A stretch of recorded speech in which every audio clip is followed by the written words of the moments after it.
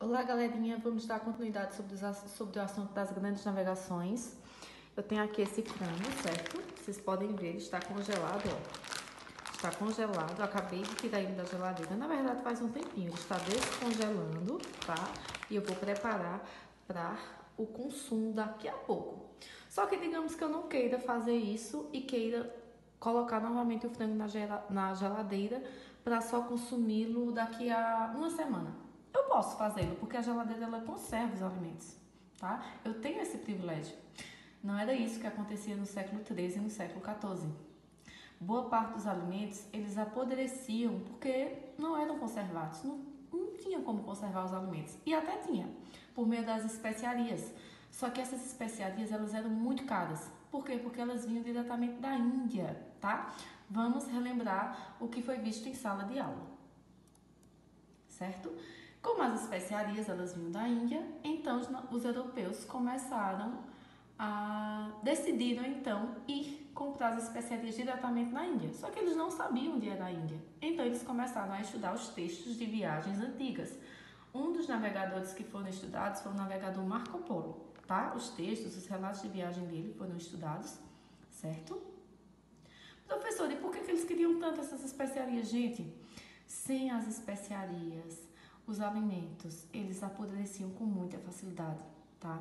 E os europeus começaram a passar fome, ó, principalmente no outono. Tinha gente que chegava a morrer de fome, tá? Por isso que eles precisavam comprar essas especiarias. Na verdade, as cidades da Itália vendiam as especiarias na Europa, principalmente a cidade de Gênova e Veneza. Só que eles vendiam essas especiarias por preços muito altos. Como eles detinham o monopólio, só eram eles que vendiam as especiarias, então eles se aproveitavam e cobravam preços abusivos. Aqui vocês podem ver algumas das especiarias. A pimenta era muito apreciada. A coisa complicou mais ainda quando em 1453 os turcos otomanos fecharam a passagem do Bósforo, porque aí todas as rotas para a Índia elas foram bloqueadas, as rotas terrestres. Então a única forma de chegar à Índia seria pelo mar. Por isso então que aqui vocês podem ver uma botica. Eram os locais onde as especiarias elas eram vendidas, tá? Gente, aqui vocês podem ver, ó, o rei, a burguesia, que são os comerciantes, e a igreja, eles fizeram uma aliança, tá? E eles se uniram para poder financiar as viagens marítimas. Lembrando que o objetivo das viagens era chegar à Índia, porque lá na Índia tinha as especiarias, certo? Após várias discussões, foi decidido que eles chegariam à Índia pelo périplo africano. Eles contornariam o périplo africano. Eles contornariam e chegariam aqui à Índia.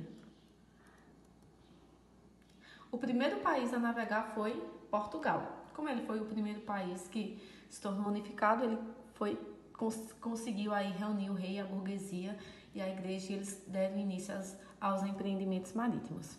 Aqui vocês podem ver o infante Dom Henrique, tá? Ele organizou um dos principais centros de estudos náuticos, que é a Escola de Sagres, certo? Aqui na Escola de Sagres, eles estudavam mapas antigos, eles estudavam o funcionamento da bússola, do astrolábio, e até chegaram a aperfeiçoar alguns dos instrumentos náuticos. Aqui vocês podem ver o périplo africano, certo? Portugal iria tentar contornar o continente africano para chegar à Índia, certo? Aqui tem algumas imagens que mostram, ó, tá bom? Eles iriam fazer esse trajeto aqui, ó. Pra gente é fácil porque a gente tem mapa, né? Então, só que eles não tinham, então eles viajavam na esperança de conseguir chegar à Índia contornando o continente africano. E além disso, gente, eles eram muito medrosos. Nossa, eles não tinham acesso às informações que nós temos hoje. Então eles pensavam aqui, ó, que depois do Cabo Bojador, aqui, ó, Cabo Bojador, eles pensavam que, ó, que o mar, que no caso era o Oceano Atlântico, que eles chamavam de Mar Tenebroso, eles imaginavam que o oceano fosse habitado, ó, por monstros marinhos, certo? Que existiam habitantes sem cabeça nas ilhas do Atlântico, tá? Que existiam monstros marinhos que iriam engolir as embarcações, que se eles navegassem, se eles se distanciassem da costa, eles cairiam no abismo, certo? Então, assim, eles tinham muito medo, tá? Mesmo assim, Portugal decidiu enfrentar, certo? E deu início às viagens marítimas com o objetivo de chegar à Índia. Aqui vocês podem ver a primeira grande conquista portuguesa, que foi a cidade de Ceuta, tá? Gente, essa conquista foi em 1415, certo? Aqui, ó, Ceuta fica no norte da África. Os portugueses exploraram todo o marfim e ouro e ainda escravizaram os habitantes dessa cidade. A outra grande viagem foi em 1488, que foi do navegador Bartolomeu Dias, certo? Ele conseguiu, tá? Ele conseguiu, ó, contornar aqui, ó. Tá vendo, ó? Que esse território aqui, ele tinha águas assim bem agitadas e muitas caravelas chegaram até a naufragar nessa região aqui.